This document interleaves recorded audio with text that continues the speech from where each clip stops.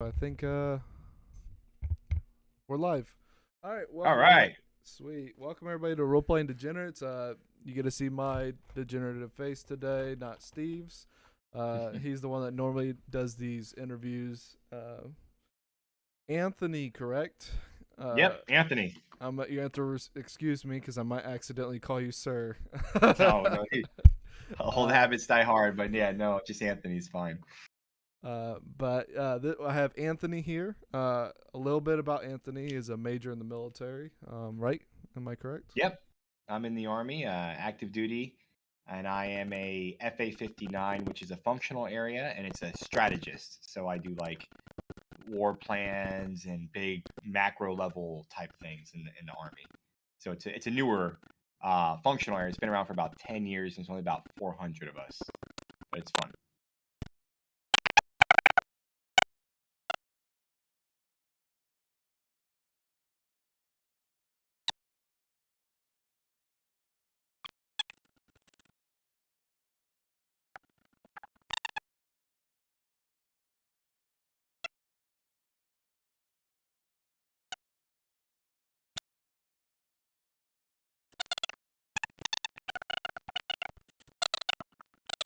I think I may have lost you. I see you trying to chime in. But I will hold fast.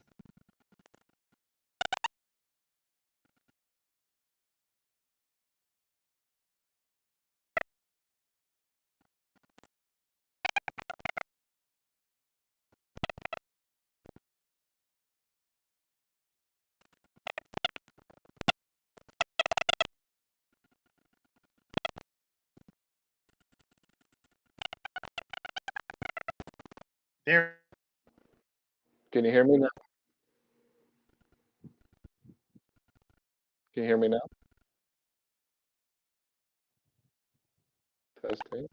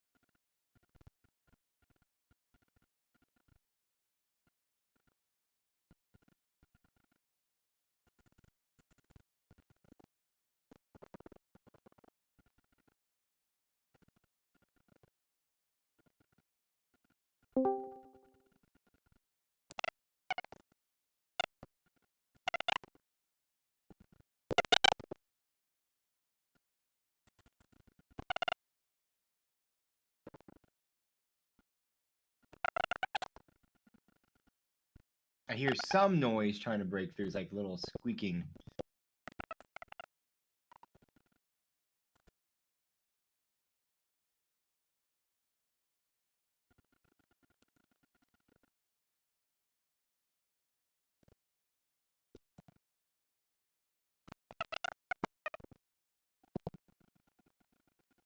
Now I hear you.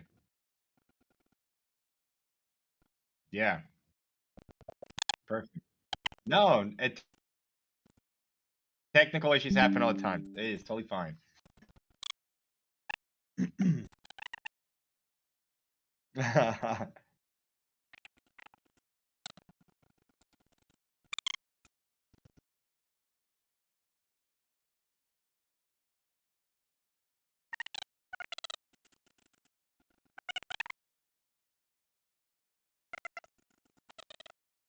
Strategy. Yep. I'm a strategist. So I started off as a for those who are familiar with like the basic branches of the Army. I started off as a transportation officer, and then as a captain, we become logisticians, where they merge transportation, ordnance, and quartermaster. And then at the senior captain rank, we can get into those little functional areas. So that's when I branched off and became specifically now a strategist. So I've left logistics behind. I'm now full-time strategist.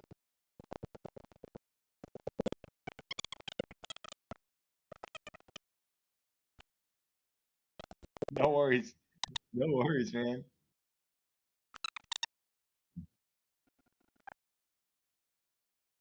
Mhm.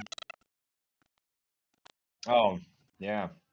So, yeah, well, for me, it's funny because military is exactly what got me into D&D. So back in 2015, early like January 2015, I bought the core rulebook set for 5th edition. So for those of you who remember, December 2014, President Obama came out and said they're going to be sending troops back into Iraq because of ISIS was kind of flaring up there. So I was a company commander at the time. I had a aviation support company that I was in charge of, and my unit got tapped to deploy within 50 days of that announcement. So we were going to be operating out of Camp Burin, Kuwait, and then also operating out of Taji in Iraq. So I had 2 locations we were kind of operating in and out of. And one of my soldiers was a specialist, and I had always been a fan of like nerd stuff, right? Like Lord of the Rings. I played EverQuest growing up, Skyrim, Diablo, all that. And I've always saw Dungeons and Dragons, like the books, but I never played. Like I never had anybody to play with. It was always too complicated for my friends, so I was always by myself. But when 5th edition came out, I said, you know what? I'm going to go to the desert. I might be there for who knows how long. They didn't give us a timeline. I'm going to get this core rulebook set, and then the specialist Brust, he said he would be willing to run D&D for me and some of the soldiers for on our downtime. So I bought the core rule books and I took it overseas with us, and we played every Sunday. We played D&D in like a little refrigerator kind of Connex that was dilapidated. Like I had a fan, so it would keep it cool in there, and we would play. We had like set it up with a table and everything. And every Sunday, myself, it was one of my lieutenants, a few NCOs, and a bunch of soldiers. We would just play together D&D, and the dungeon master was the C4 that we had, and I fell in love with it. Like I played a bard. It was a lot of fun. It was really cool to be like hanging out with the soldiers and just like playing a game. And I always thought in my mind that you always see in the military, in the army, people play like football, flag football. They have like sports teams, and they always play as a unit. And there's this like aversion to playing games with your soldiers, that I didn't believe in. And I think we have to like overcome that. And I'm always promoting like, hey, get out there and play games with your soldiers, because that's no different than playing baseball or soccer with them. And this is like the modern day, thing. So let's kind of go with the time. So I found it to be like morale building for the unit, built unit cohesion. We talk about like, hey, this next session, this is what we got to do, and it was totally like fun and cool. And when we came back, I ended up getting Roll20 and playing that way, continuing to play with my soldiers. And then I became a dungeon master myself. So I would, when I PCS'd and I left company command, I stayed in touch with some of my soldiers, and I would play D&D still with them as a dungeon master, where I would control the campaign through Roll20 virtual tabletop, right? And then time went by, and I became more and more infatuated with this game, and I learned, hey, I can publish stuff and make money on the side by selling adventures on this website called the Dungeon Masters Guild. And so I had wanted to buy Dwarven Forge terrain, which is like this expensive little modular terrain sets. And yeah, you know what I'm talking about, right? So it's a nice stuff. So I'm like, I told my wife Jen, I'm like, hey, I want to buy this stuff. She's like, I'm not spending money on that. That's, you know, a bunch of toys or whatever. I'm like, hey, what if I like publish stuff and I make a little bit of money and I could use that money to buy Dwarven Forge? Okay, fair enough. So I started writing, and I made these adventures and commissioning art and publishing and selling this stuff on this website, and it like started doing really, really good.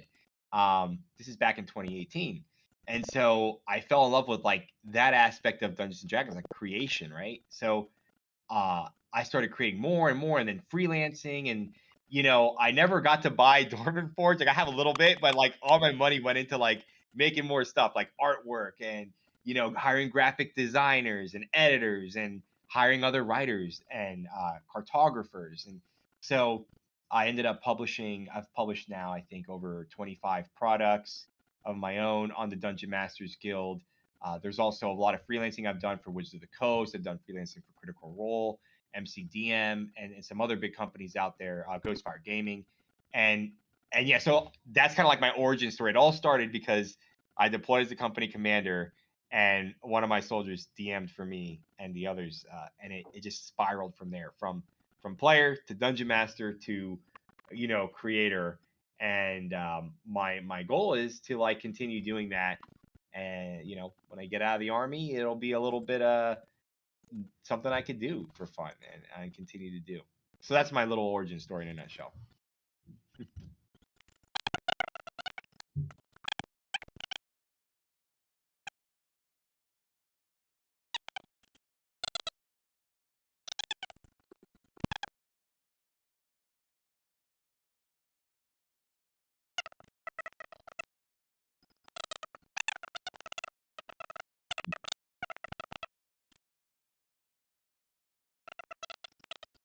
Oh,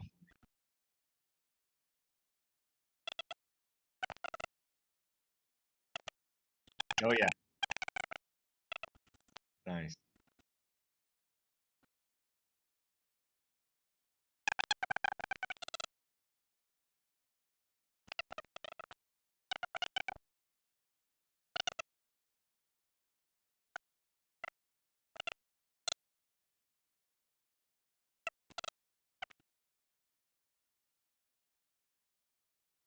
Yeah, that's it.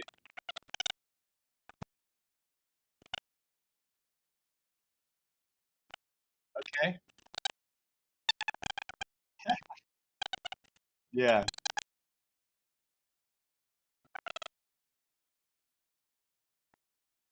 nice. That's cool. That's cool.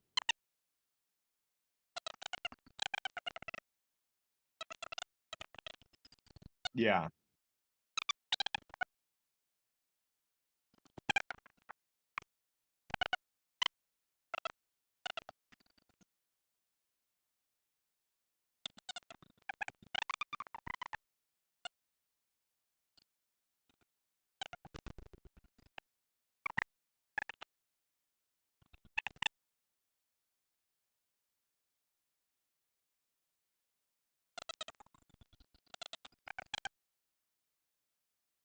yeah, yeah.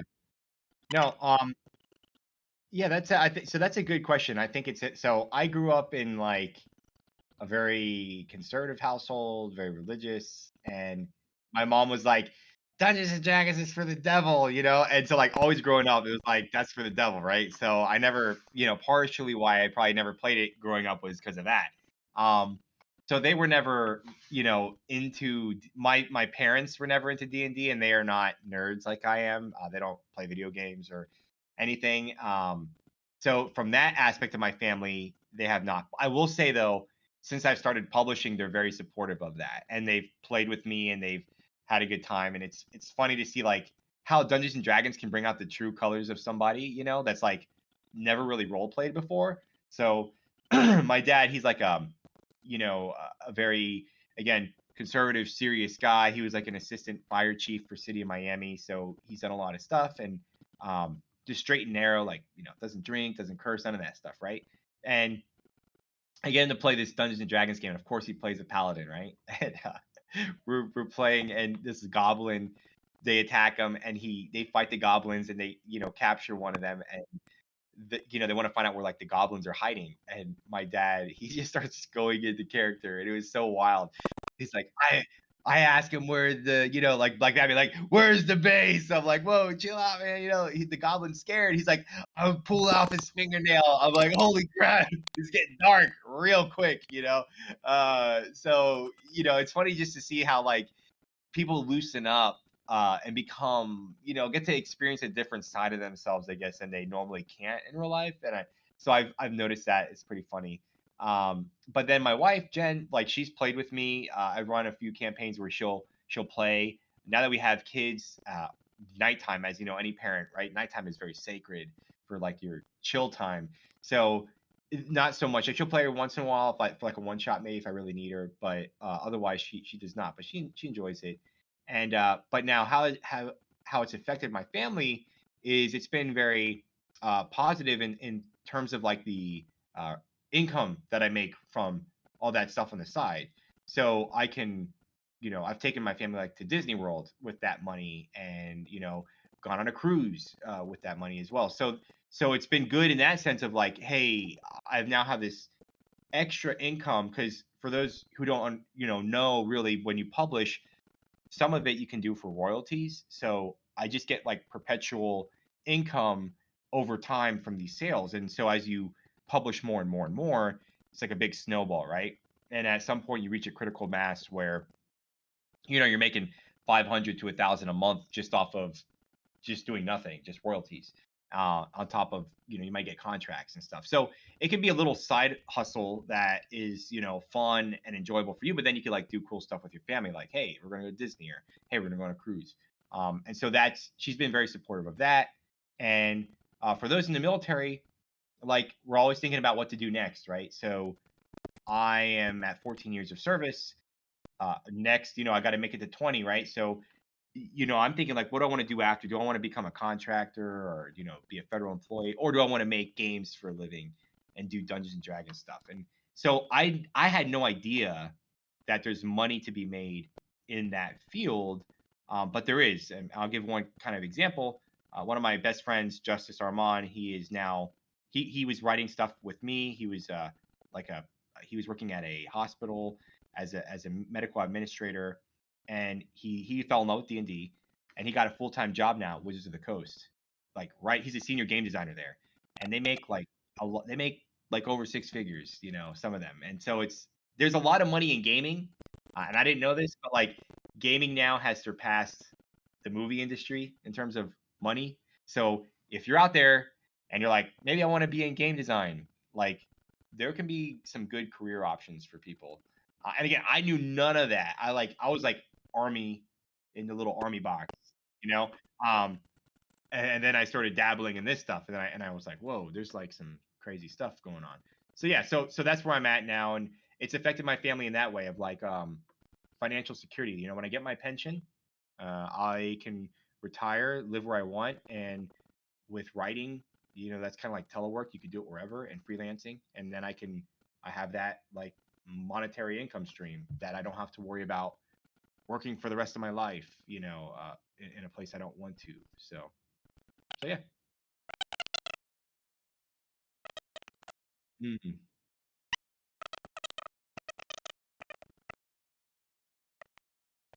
Yeah, you all have a lot different. Yeah, that's a tough one, right? Because you got to do not only 20, then you got to wait. So it's like, oh, it's a hard one. Yeah. Mm. Yeah.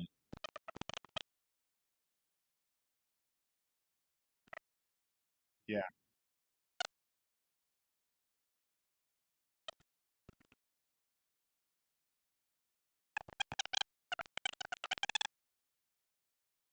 Yeah.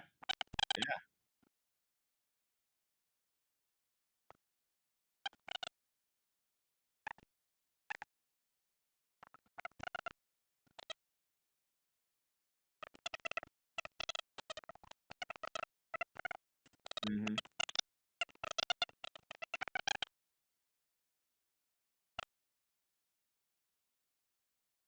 Mm-hmm. Mm-hmm.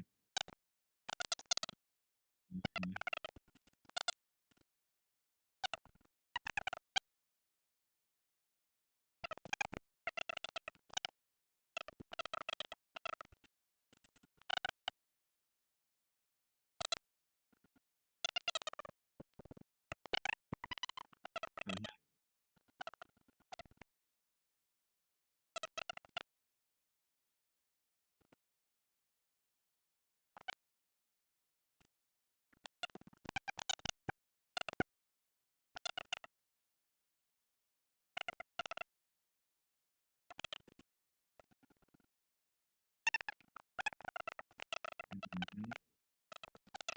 Mm-hmm.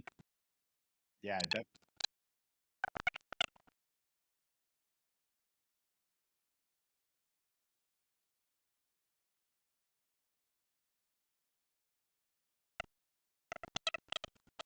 nice. Nice.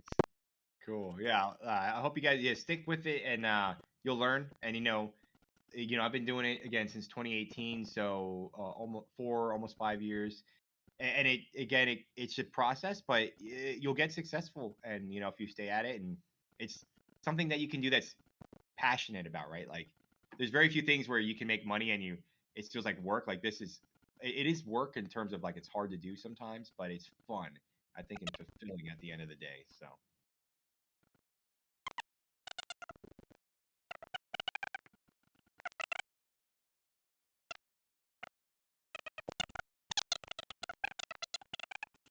Mm, mm, mm,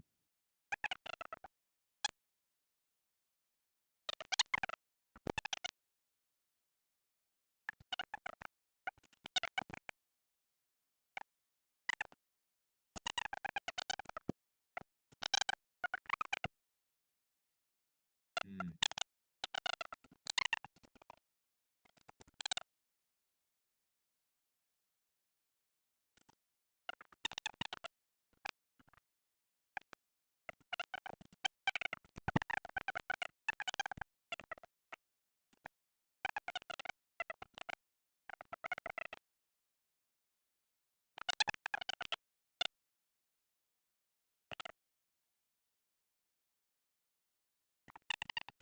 There you go.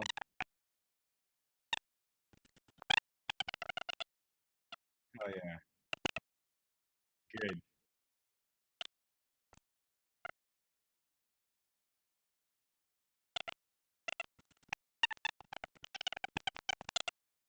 Mm,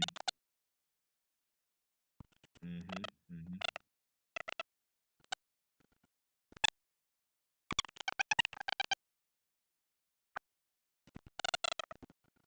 Yeah,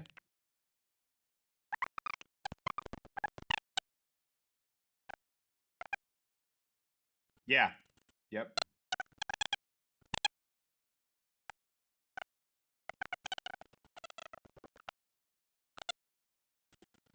So yeah. So I did visit my friend Justice. I stayed with him at his house there, and the new Radiant Citadel book was coming out, and that's actually the first book that he has written on. He was a freelancer at the time, so before he got hired. So for those wondering, a book that like Wizards of the Coast puts out, that process can be anywhere between 2 years to 1 year before it's like on the shelf at a bookstore. So the stuff like my friend Justice was writing in that book, it came out in 2022.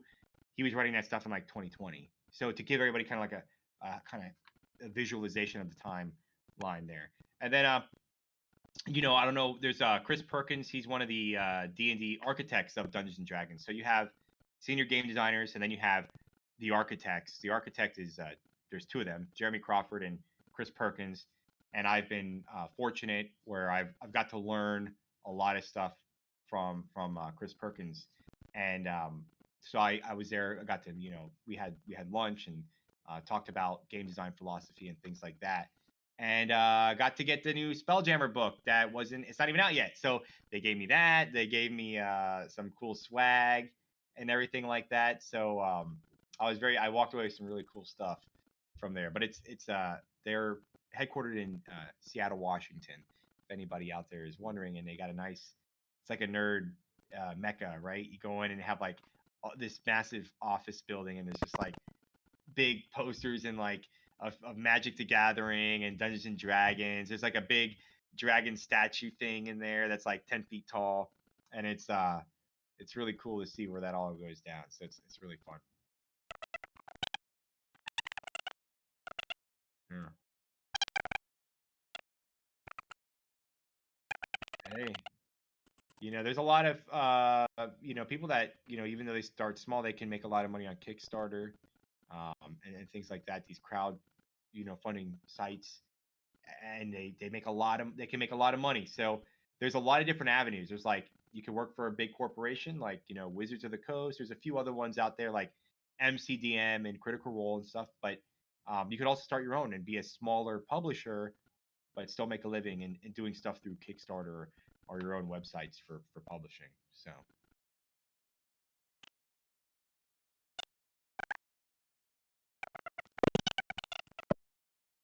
So I've done a lot. The majority of my publishing has been through the Dungeon Masters Guild website, and there's a reason for that. So the reason is on that website, that publisher, Wizards of the Coast allows you to use any of their intellectual property. So for example, Vecna or the Forgotten Realms or Eberron or Strahd, like those big name, D&D type of characters, that's all Wizards like intellectual property. If you publish through that website, you get to use all that. Now you got to pay them a little bit of royalties to do that. But it's like being able to write a Star Wars story, right? Like you could use Darth Vader in your story. That's kind of like the concept of using the intellectual property. On Kickstarter, you can use the D&D rule set with the open gaming license, but you can't use any of the intellectual property. I do want to do a Kickstarter.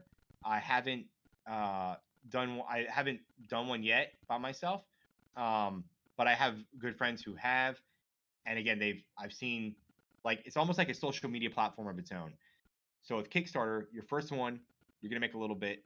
It's not gonna be big, but every time after that, you get like a following, and the algorithm, boosts you, so to speak, and you can make more and more. So I've seen like people start off and they're making like, $5,000, and then the last one they've done after like 5 or 6, they're making like $250,000. So it can be like exponentially big in terms of how you grow on the platform there. So it's an opportunity. If like you were asking me like, hey, where should I look to publish? I would say seriously look at Kickstarter. Go on there, look at the D&D stuff that's selling well, and you could come out pretty good there. Yeah. Yeah.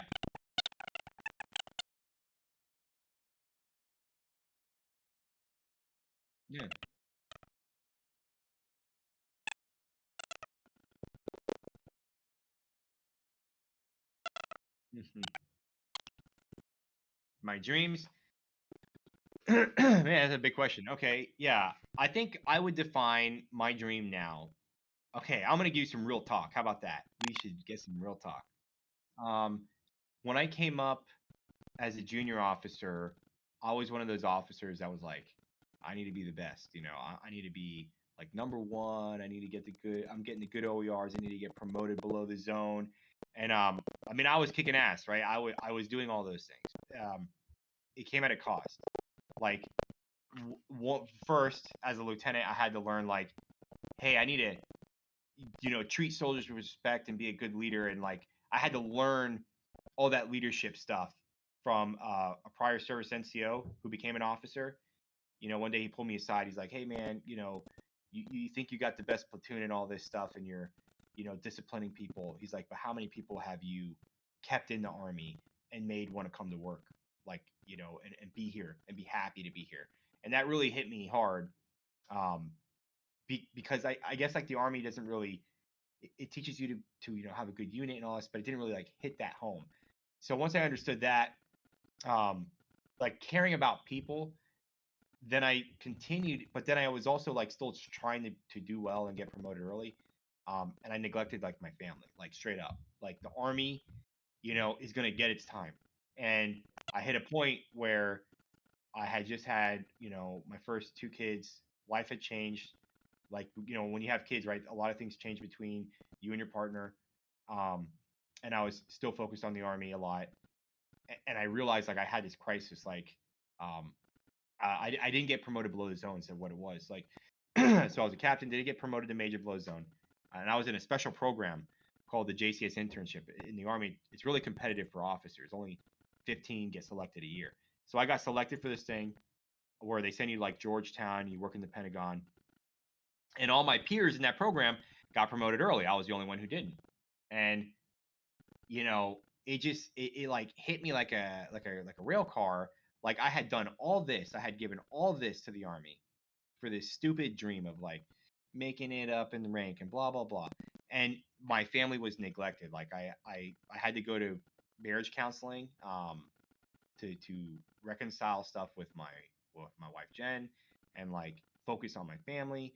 Um, and I realized like at that point my dream of like, oh, I want to be the best officer and make general, like that wasn't a dream anymore, and it should have never been. It was like family's important, my children are important, my partner is important. um and that was kind of around the same time where after that, that's when I started doing the D&D stuff, uh designing and making game design stuff. And I realized then like, hey, when you have dream for me now is I want to be 40 in my 40s, retired from the army. I want to live near my family in Florida, and I want to have like I want to grow up with my kids who I'm there for all the time. I want to have a strong marriage. Like I don't want to be the person that continues to volunteer for deployments like I used to. For what, right? Because the army will go rolling along is the motto, and it will. Like the army will go rolling along, and so I want to serve the army the best I can. Like I am still a great officer. I work hard. I treat like I want my job now in the military is I'm going to do 20, retire as a lieutenant colonel, and every soldier that's around me, they're going to be freaking having the best time ever at work because I care now about like them as individuals of like, hey, we're going to make this time awesome and improve you. And at the same time, I'm going to have a good family life and I'm going to come out and be happily retired, having served this country in the military well, but also having my life intact. And, and so that's my dream is to be just to serve my country well, finish my career in the army by helping everybody around me, having a strong, healthy family, both in terms of my marriage and with my kids, and then in doing something that I'm passionate about for the rest of my life, which might be this D&D and creation and stuff like that. So hopefully that's not too much real talk, but that's really kind of how I've evolved to get where I'm at.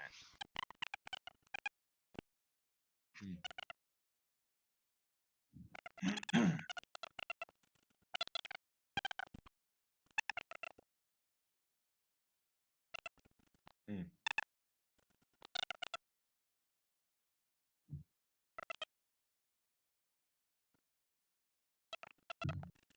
Yep.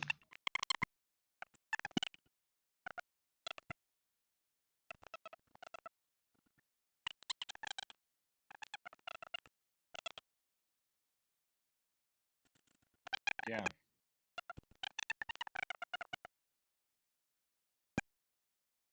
Yep.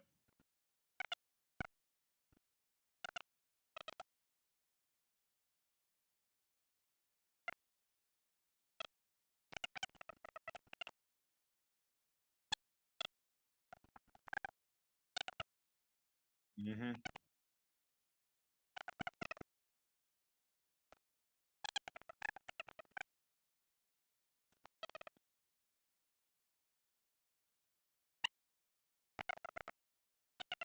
Yeah. Hmm.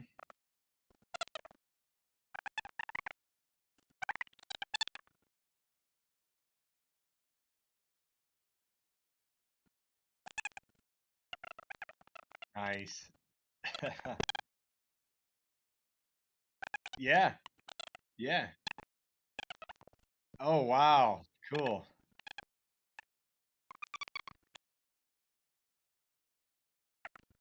Mm-hmm. Mm-hmm. That's awesome. And a barbarian. There's a lot of emotions going on there too. Holy smokes. That's awesome.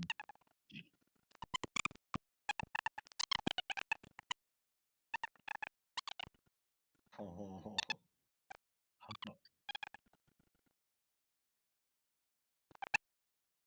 Mm, mm.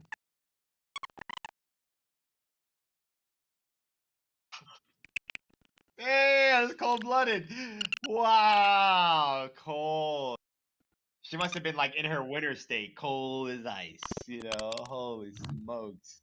Wow. Man. Mm,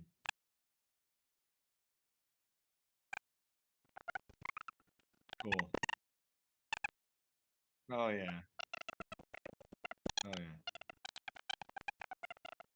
Hmm.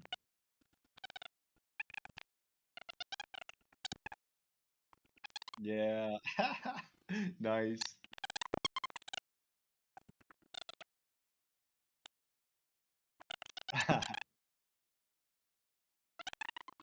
Mhm. Cool.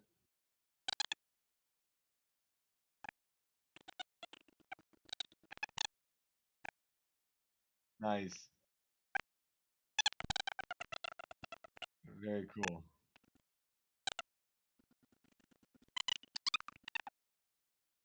Hmm.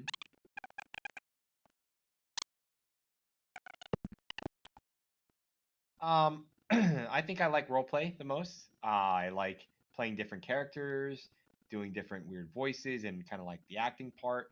And I really like to make people laugh. Like, I like to see players laughing and having a good time. Um, but I feel that role playing can do a lot of stuff. Combat is fun, and I'm not taking away from combat. But I think role playing is where you get like the cathartic stuff from D&D, right? Like you can tackle some really big issues that you need to overcome, or you can just really get some really good vibes if you need that. You had a long, work week or something. So there's a lot of like with the gauge of what you can do in terms of emotional uh, context and getting an emotional connection with someone through the role playing aspect of D&D. So that's why I like it. I've seen, you know, people cry at the gaming table. I've seen people get angry. I've seen them, laugh. And so you go through all those different stages of real emotions, even though they're fictional in the game sense, but they have a real impact on the person playing it, right? So I think that's what I like most about being a DM is getting those, emotional peaks and valleys and kind of like playing for the audience, so to speak, to cater to what they need and what's best for them at the time.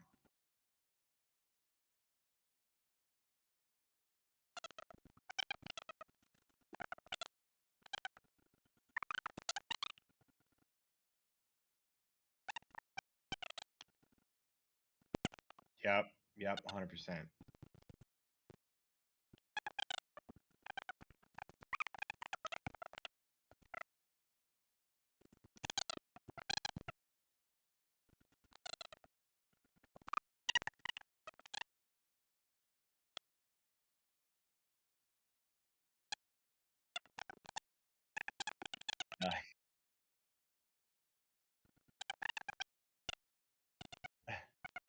Mm.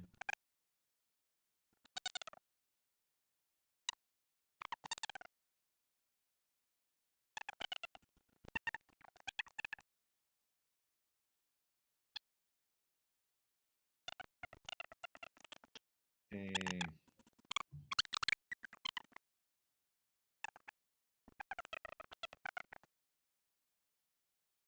Nice.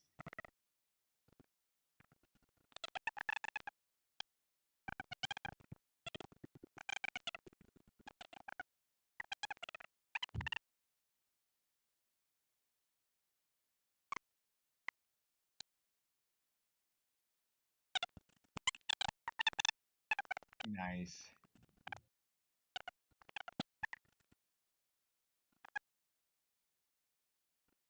That's cool.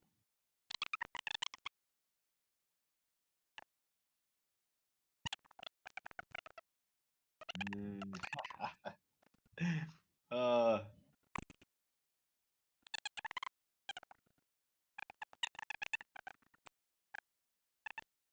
nice.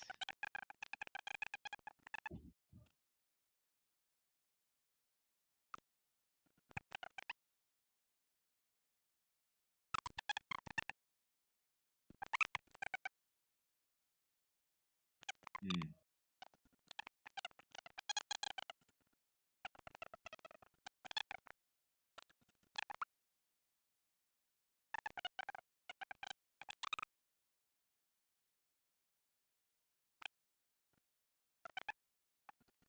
Yeah, so I do so with my time being so busy with my work and family commitments and then publishing on the side, right? I don't have as much time to play like in a standard campaign consistently from week to week.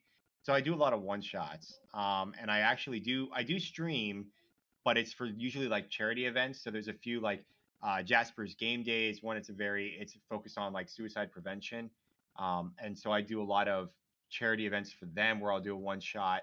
Um, or also Roll 20, the Roll 20. I'm a Roll 20 ambassador. I do streaming for them as well, where I'll do for like Veterans Day or different events. I'll do specific one shots for them. So I do stream. I don't host the streams. I'm usually like the guest DM on someone else's stream or platform, and then I'll run a session. And it's mainly for charity. I've done some paid ones where I get paid to do it, but again, it's mainly I do it for just charity causes and whatnot.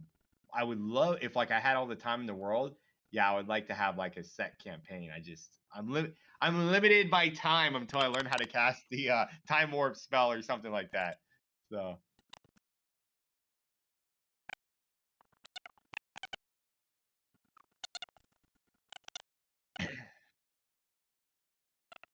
damn.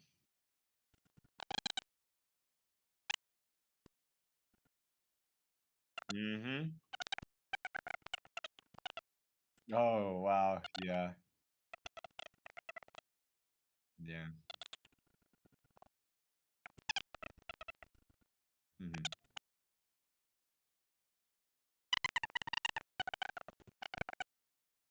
There you go. There's a lot at the end of the tunnel. Yeah. Yeah.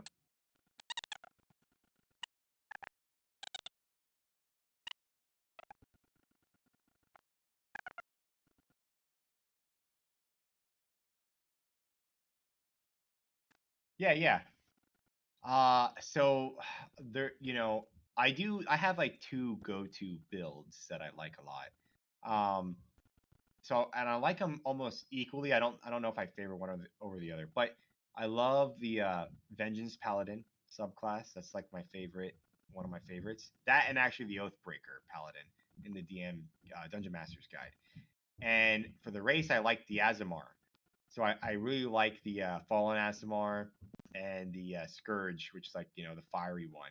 So like the Angel Paladin type vibe is what I like a lot.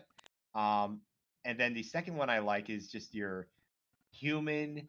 I do the first level as a fighter, and it's specifically so I can wear plate armor, heavy armor, and be proficient with like a shield. And then every other level after one, I multi-class into wizard. It's specifically like war magic or evocation. And I like that a lot because that build lets me be this like tanky buff wizard that can go into a room with like 22 armor class and just fireball the floor and blow everybody up around him while sculpting it to save his friends and allies. So that is a fun class for me to play. So I play those two a lot. I think if I were to think of like I play the wizard one a lot more. I think on like the streams I do where I am a player for the one shots I've been able to do with that. So I like that's just fun. Like who's want to be like this tanky wizard? You can't get hit. You blow stuff up. I mean, it's great. So No, because the thing about Blade Singer is you're kind of like using a melee weapon, and it's just I found that your evocation is just you're putting out so much more damage. And the sculpting really helps because again with spell sculpting you can do all these area effect. So you almost want to. It's weird, right? Because if you're the DM, you're like, I gotta kill this wizard because he's messing everything up.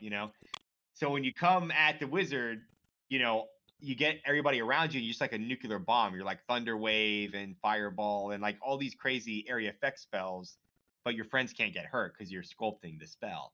So it's just like a really cool combo because you almost want them to bring everybody to you. And then if they do that, it's just area effect, boom, boom, boom, and it's just fun.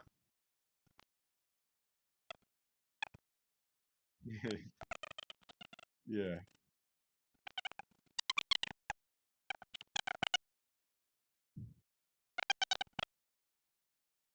Oh, nice. Mm,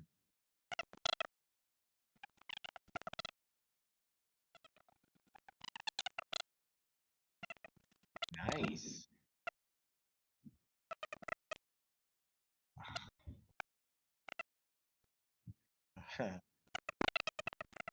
Oh, cool.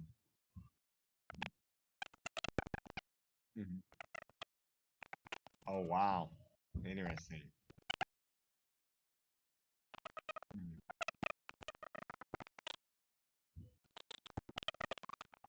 Mm, I like that.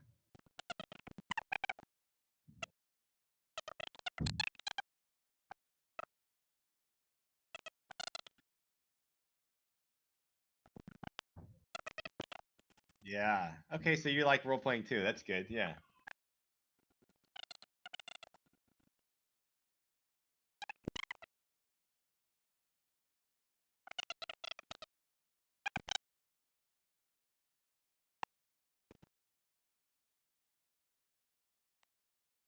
Mhm, mm,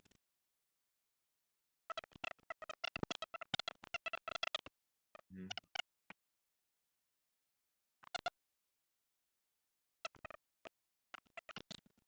Very cool. Yeah.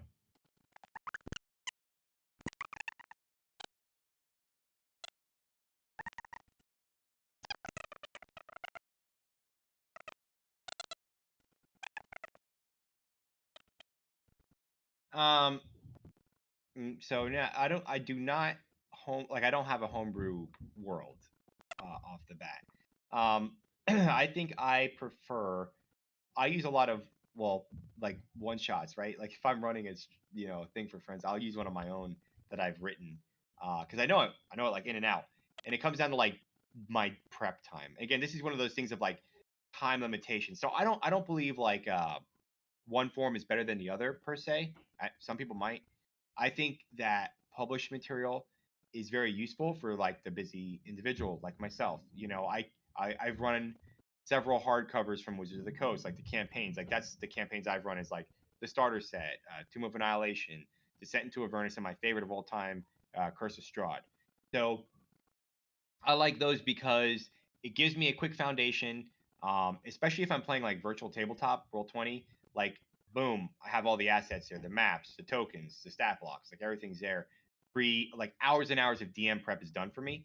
And then tying to your point about like backstory for the characters, that's where I can then make kind of like I don't want to say homebrew, but I tailor the story to be built around those backstories. So you have 100 DMs running a published adventure.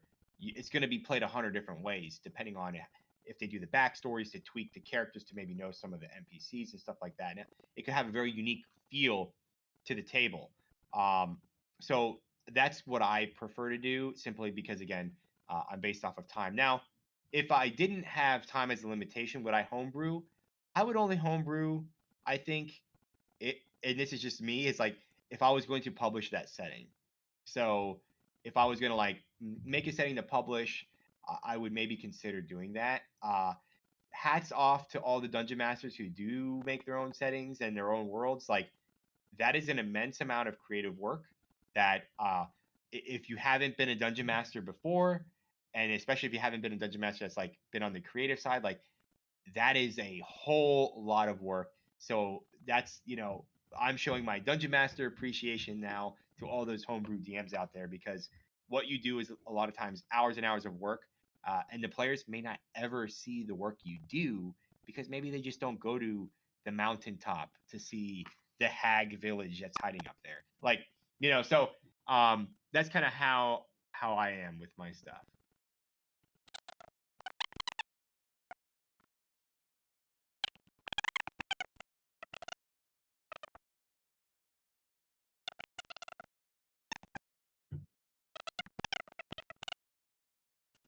Yeah.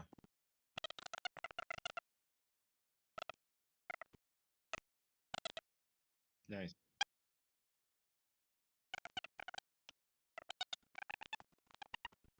Nice.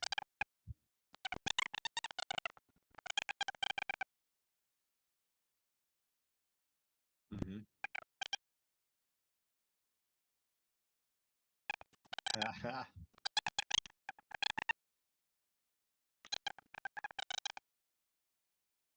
Yep.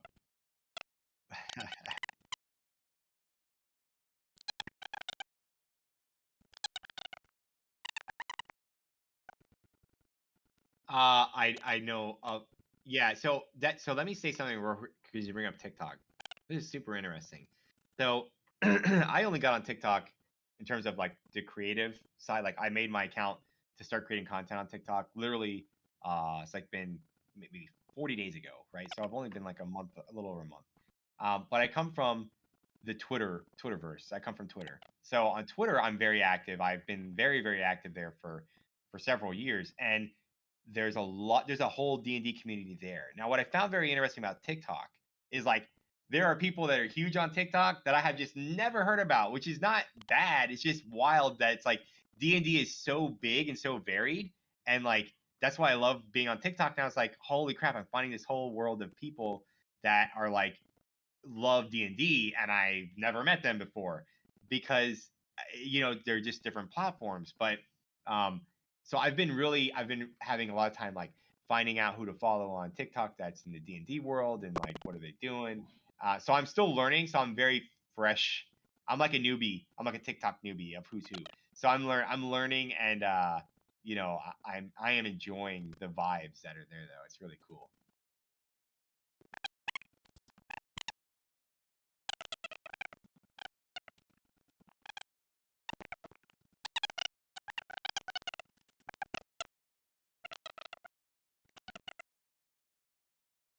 Mm.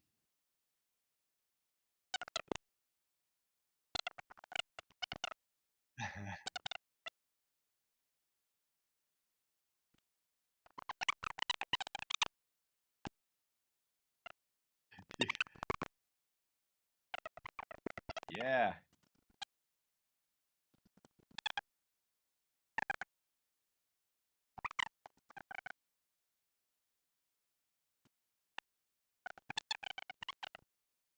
Nice.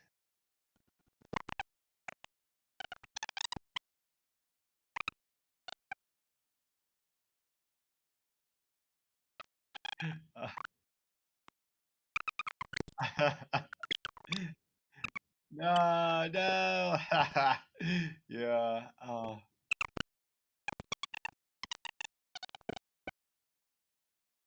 Mhm, mhm.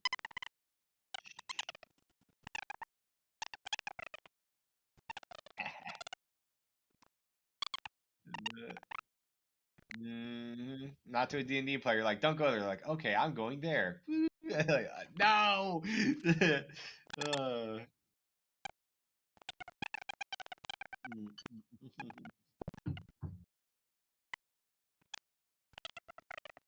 yeah.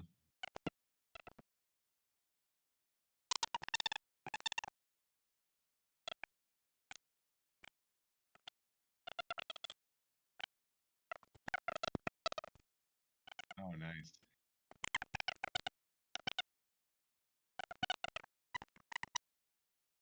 It is.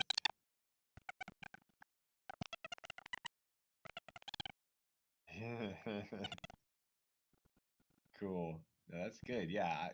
That's good that you got to meet in person and play with some people. That's the great thing about it is you connect with people all over the place, and then you kind of have friends all over the world. Even, I remember this one time I was at the Pentagon.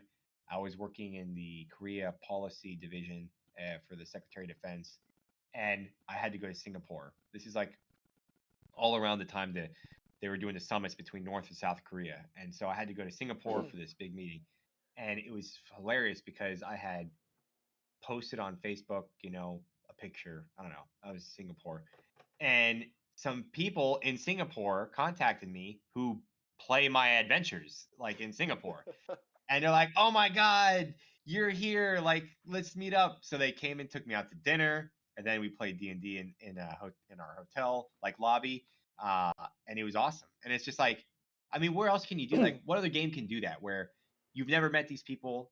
You might interact on social media, but you have this shared interest of this game, and it just like can bring different people. Like again, people from Singapore I never met that like now we're laughing and having a great time around the table. Same with you, like you these people you meet on TikTok, you may not know them that well, and you just kind of have this shared interest. And when you get together, it's like your best friends, playing at the table, laughing and having a great time. That's the power of like D&D. It's awesome. Yeah, I totally, yeah, the community is hands down the best part about D&D and the game, but mostly the community. And you hit the head of the nail right there. And so my kids are about to go to bed. I have one more question for you. All right, shoot. Um, I want to ask you, where do you see yourself with D&D in the next 5 to 10 years?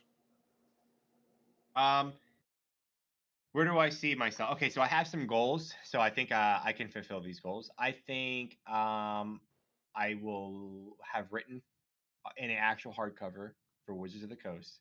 That is one thing I think I will have done.